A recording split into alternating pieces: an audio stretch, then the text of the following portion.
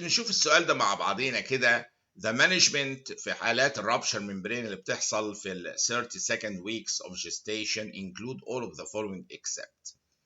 يعني حالة رابشر ممبرينز في الأسبوع ال 32 إيه اللي ممكن نعمله لها من دول ما عدا حاجة واحدة. antibiotics for 10 days كلام منطقي عشان الانفكشن. Tocolysis until 36 weeks of gestation ده الكلام ده غلط، مش المفروض اعمل لها توكوليسيس، المفروض اعمل لها توكوليسيس ان هو انا ادي ادويه اديلي الكونتراكشنز لحد ايه لا احنا بنعمل حاجه اسمها expectant management هقول لكم عليها دلوقتي. ستيرويدز لحد الاسبوع ال 36 ده منطقي عشان اللي حاصل هنا البريماتيور رابشر ممبرين ممكن يخلي اللنج ماتيوريتي تضعف شويه، فاحنا محتاجين ندي ستيرويدز تو انهانس سيرفاكتنت برودكشن واللنج ماتيوريتي تتم. induction of labor at 36 weeks of gestation كلام منطقي جدا. induction of labor في اللحظه دي هنا هوت اللي كلهم سلام ما عدا ان انا اعمل التوكوليسيس، ان انا تعمدا ادي توكوليتيك ايجنت ايه عشان يمنع الايه الكونتراكشنز. في حالات البريماتيور رابشر ممبرين في الاسبوع ال 32 زي ما شفنا كده انتيبيوتكس جاستيفايبل عشان المعرضين لانفكشن. ستيرويدز لحد ما تكمل الاسبوع ال 36 عشان ماتيوريتي لانج ماتيوريتي والسيرفاكتنت. induction of labor قلنا في الاسبوع ال 36 واكسبكتنت مانجمنت. ايه بقى الاكسبكتنت مانجمنت ده؟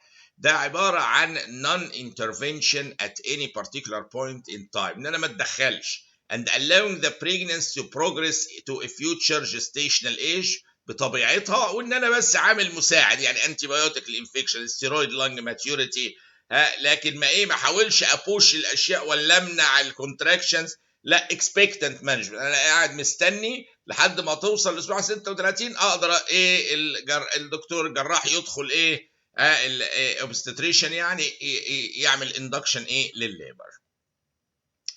فكل الحاجات دي كانت مقبوله ما عدا واحده بس اللي هي توكوليسيس until 36 weeks of gestation. ده ايه ده كانت الاجابه الغلط، وهو بيقول كل دول صح ما عدا واحده، فهي دي كانت الواحده.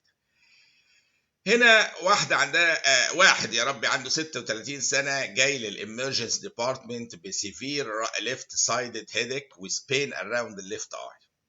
He has had several similar episodes over the last 2 weeks. كل يوم بتجيله lasting حوالي 40 ل 60 دقيقة، يعني typical الكلاستر هيدك اللي اتكلمنا عنها وجبنا سيرة كل يوم وفي حوالين العين. ده typical ايه كلاستر هيدك. The headaches are associated with runny nose، ده برضه فيتشر له مشهوره، وانا جايب لكم الرسمه والرادي نوز والتيرز والريد اي. On examination there is redness and tearing of the left eye، كان محمريه وفيها tears. What is the first line long term preventative management of cluster headache؟ هو كتير قوي يروح يسال الاكيوت ايمرجنس تعمل له ايه؟ نديله اكسجين انهاليشن 100%، دي كيور له حلو قوي في الاتاك يعني ابورت الاتاك، ولكن كلونج تيرم الحقيقه يعني لا يعلو على الفيراباميل ككالسيوم تشانل انتاجونست، بيستابيلايز الفاسكولار ممبرينز وممكن يساعد جدا في منع حالات الايه الكلاستر هيدك. فالفيراباميل هنا حبيب الملايين for prevention of attacks of cluster headache هو الفيراباميل.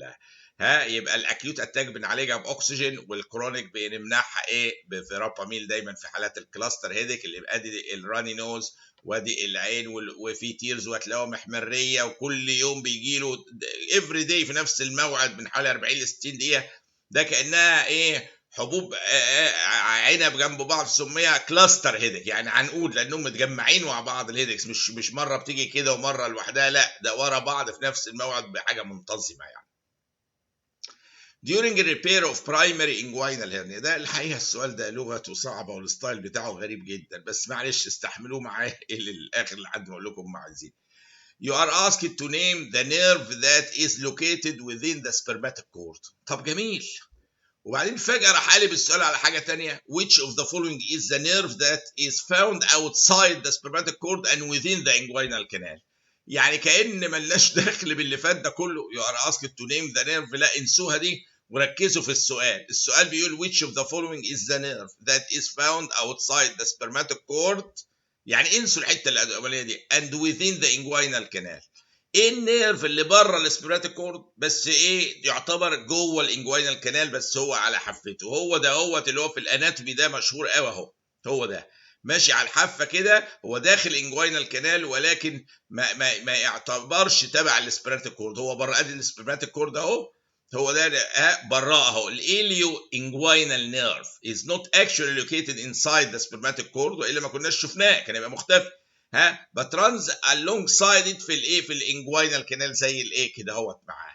فهو ما هوش جوه السبرماتيك كورد، في كونتنتس اخرى جوه، لكن هو ايه جاري ايه عليه كده زي ما احنا شايفين ايه الاليو انجوينال ايه نيرف. فهو لو بنرجع للسؤال اللي هو وقلنا انسى الحته الاولانيه دي، which of the following is the nerve that is found outside the spermatic cord and within the inguinal canal، هو الاليو انجوينال ايه نيرف دهوت. وادي ايه الصوره بتاعته ورسمته، واللي هو ايه ادي النيرف هو الاليو انجوينال نيرف. ونكمل باذن الله الاسئله في الفيديوهات الجايه.